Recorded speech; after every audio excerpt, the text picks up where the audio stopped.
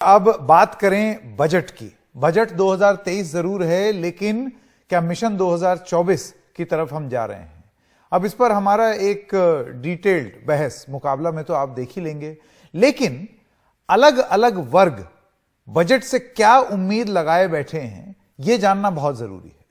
हमने जो वृद्ध हैं उनकी बात की, हमने बात की मध्यम वर्ग की, लेकिन बनारस के बुनकरों का क्या कहना है, उनके दिल में क्या है और वो बजट से क्या उम्मीद रखते हैं? आइए आपको ये प्रस्तुति दिखाएं।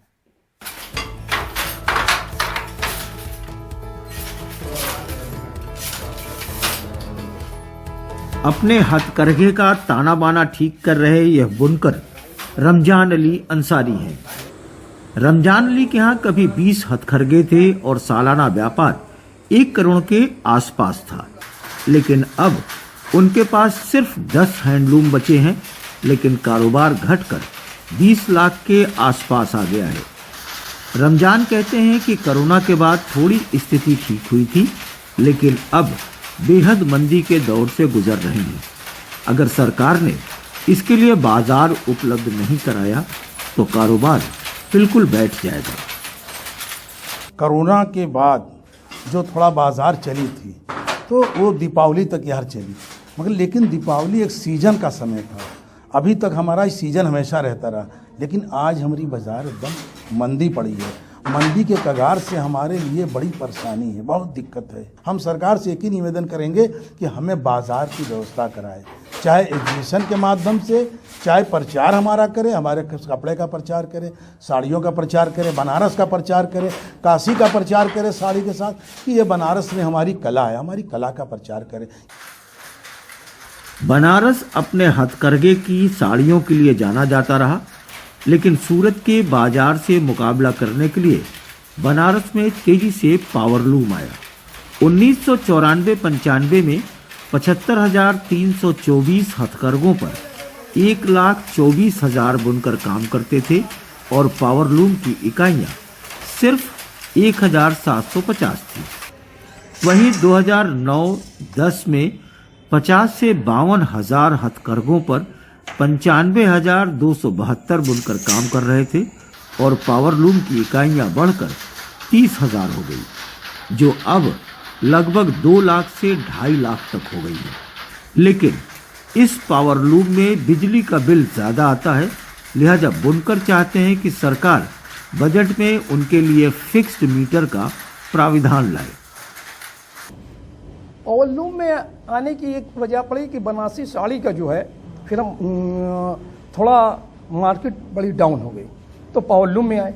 और जब पावरलूम में आए तो अब हमें मुकाबला सूरत से करना पड़ा, तो गवर्नमेंट थोड़ी सी सहायता भी दी, जो कि हमको बिजली के, अब बगैर बिजली पावरलूम चलेगी नहीं। पहले 150 था, अब 300 कर दिया, उसमें भी हम लोग तस्लीम कर लिया गया।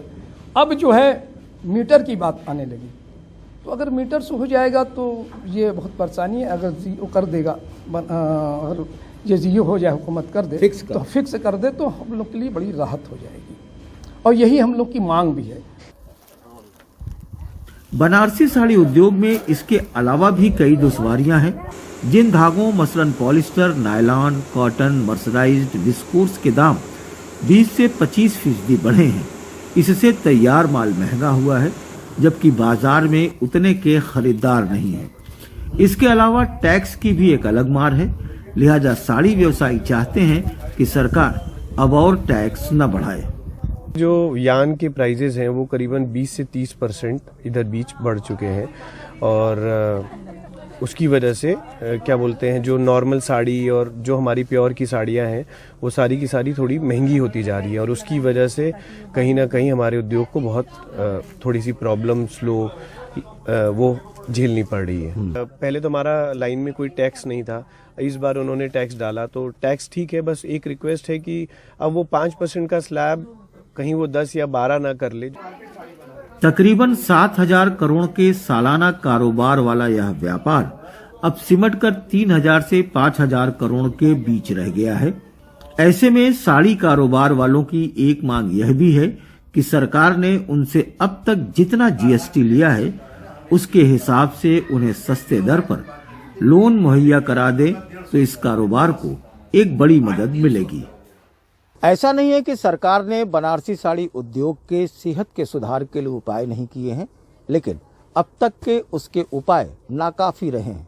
यही वजह है कि इसकी बिगड़ती सेहत की वजह से अब ये उद्योग आईसीयू तक में पहुंच गया है। ऐसे में बुनकर से लेकर साड़ी उद्योग से जुड़े हर व्यक्ति ये चाहता है कि सरकार इसके ताने बाने के हर अंग के लिए कुछ बेहतर उपाय लेकर आए, जिससे इसकी सेहत सुधर सके। अब इस बजट में देखने वाली बात यह होती है कि सरकार किस तरीके का उपाय करती है। वाराणसी से पुरुषोत्तम के साथ अजय सिंह, एनडीटीवी इंडिया।